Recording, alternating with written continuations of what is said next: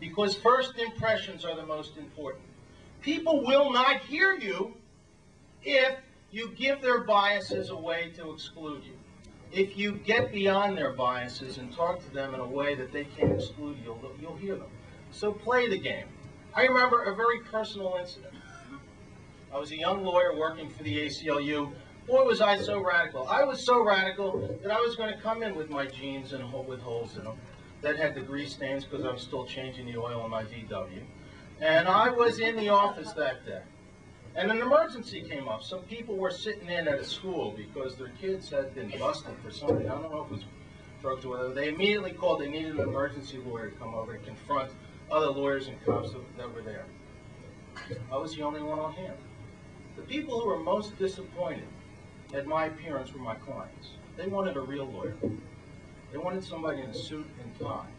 And they didn't think that this guy was a real lawyer because immediately they were wondering about what I really was if I was dressed like that. And from that day on, I realized I wear a suit and tie for my clients, for the people I'm serving, because I've got to immediately get beyond the biases of my adversaries. I've got to be stronger. I've got to overcome the strengths of my adversaries, and I can't fight every damn issue. So when you go in to talk with legislators, play the game. Let me go on to one other issue. Not only can we talk to legislators, but in the area of legislation, New Jersey particularly, you know, legislators and judges are very sensitive to what's happening in the news. One thing that we've done, and we have to work on more, is we've got to, like this kooky right-wing minority, we've got to start making the news and making the issues. So one way also that hasn't been touched upon to affect legislative views is to start making the news. We've had people go to these DARE meetings and these governor's council on drug abuse meetings and stand up and say, no, what you're saying is not true. And if this is more than just a sham meeting, then you're open to other viewpoints. To confront them courteously but firmly.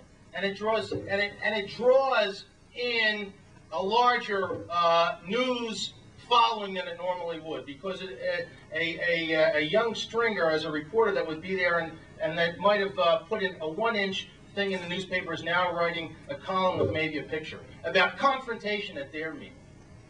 Normal supporters showed up, and now you got news, and now you got the legislator wondering about whether or not DARE is the only game in town.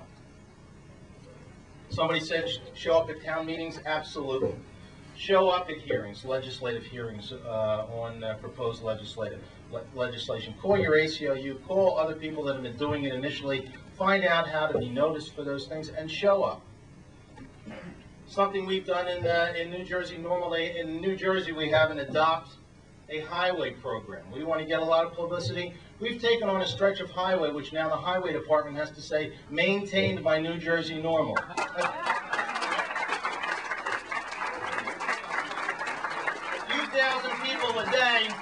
A few thousand people a day are going to have to pass by that sign. Make the news. A pet project of mine that we want to work on, and I think dovetails in very well in with Rodney King, an issue that did nauseate the moderate public. We want to outfit a car with audio, with secret audio and video equipment, and we want to start running people up and down the New Jersey Turnpike with nothing but a Grateful Dead sticker. And we want to nab the state cops saying, I'm searching you just because I'm searching you. And that'll dovetail in well, and then we can really start talking about police abuse. And then we can go to legislators loaded for bear saying, what are you going to do about this Gestapo? What are you going to do about New Jersey, which has become from a vacation state, visit New Jersey, visit on vacation, leave on probation? What are you going to do about that image? That's your main thing. New Jersey is, what are you going to do about the fact that New Jersey has gone from the garden state to the work farm state? What are you going to do about that? Because your legislatures, as money gets tight, almost every one of your states is going to be talking about tourism, and we can make a lot of noise about that issue. So I would suggest that it's an open game. that we have to brainstorm, and there's a lot more ideas. It doesn't take a lot of people. It doesn't take $1 million bucks.